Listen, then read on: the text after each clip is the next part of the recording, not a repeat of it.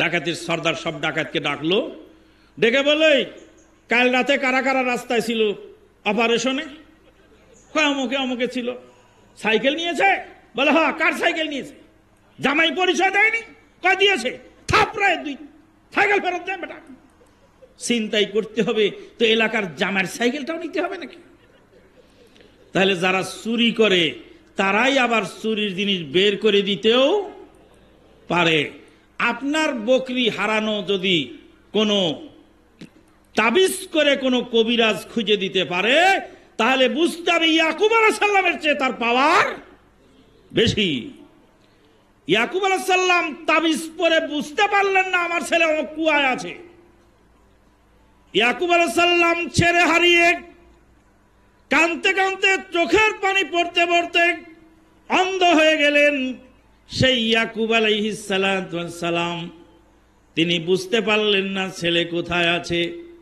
আপনার হারানো জিনিস কোথায় আছে কেউ যদি গোপন ভেদ বলে দিতে পারে, বুঝতে হবে তার পাওয়ার ইয়াকুব আলাইহিস সালামের চেয়ে বেশি, নতুবা ওই হারাই জিনিসের সঙ্গে তার সংযোগ আছে। জিন্দি আগে নিয়ে যাওয়ার ব্যবস্থা করে, পরে আবার তাবিজ দিয়ে সারায়। আমি বাংলাদেশ সরকারকে অনুরোধ করব, আপনি গোয়েন্দার সংস্থাগুলি সব বন্ধ করে দেন।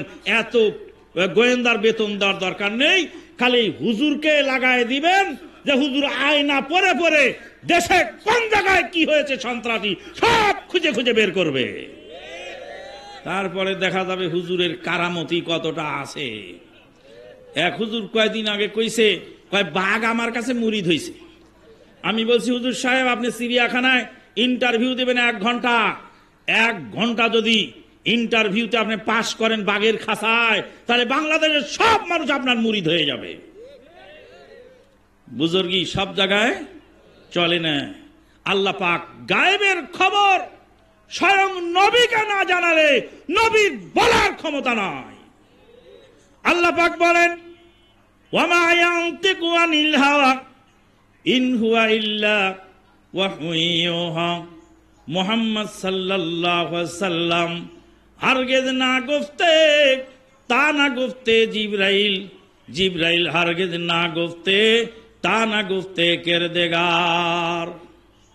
আল্লাহ পাক না বললে জিবরিল আমিন ওহী নিয়ে আসেন না, আর জিবরিল আমিন ওহী না নিয়ে আসলে আল্লাহর নবী নিজের তরফ থেকে কোনো কথা বলেন না।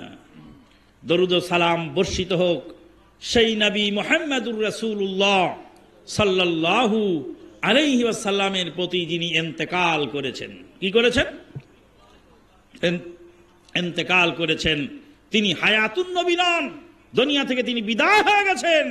তাকে সাহাবায়ে কেরামগণ জানাজা পড়িয়েছেন, দাফন করে কবরে রেখেছেন। তিনি কবরের জিন্দেগিতে জীবিত, কিন্তু দুনিয়ার জিন্দেগি থেকে তিনি বিদায় হয়ে গেছেন। আল্লাহ পাক বলেন ইন্তেকাল করলেন, বিদায় হয়ে চলে গেলেন। নবীর দেহ মোবারক আয়েশা সিদ্দিকার ঘরের মধ্যে রয়ে গেল। আবু বকর সিদ্দিক মদিনার পূর্ব দিকে বাবুল আওয়ালি এলাকায় তিনি অবস্থান করছিলেন। আল্লাহ নবীর ইন্তেকালের খবর শুনে শোক সন্তপ্ত হয়ে আবু বকর সিদ্দিক প্রথমে ঢুকলেন। আবু বকর সিদ্দিক ঢুকলেন মা আয়েশা সিদ্দিকার ঘরের মধ্যে ঢুকে তিনি আল্লাহর নবীকে একটি সাদা চাদর দিয়ে ঢেকে রাখা হয়েছিল। সাদা চাদর খুলে কপালে চুম্বন দিয়ে বললেন, ফেদা কাবি ওয়া উম্মি তিবতা হাইয়ান ওয়া মাইয়াতা। নবী গো, আমার পিতা এবং মাতা আপনার জন্য উৎসর্গ হয়ে যান। আপনি দুনিয়াতে পবিত্র ছিলেন, আপনি মৃত্যু অবস্থায় পবিত্র রয়েছেন। ওমরে ফারুক রাদিয়াল্লাহু তাআলা উলঙ্গ তলোয়ার নিয়ে, খোলা তলোয়ার নিয়ে বলছেন, কেউ যদি বলে নবী মারা গেছেন তাহলে আমি উমর দ্বিখণ্ডিত করব তাকে। আল্লাহর নবী আল্লাহর কাছে গেছেন কথা বলতে, কিছুক্ষণ পরে আবার ফেরত আসবেন। ওমরে ফারুক বলছেন, নবী আল্লাহর কাছে গেছেন, ফিরে আসবেন আবার।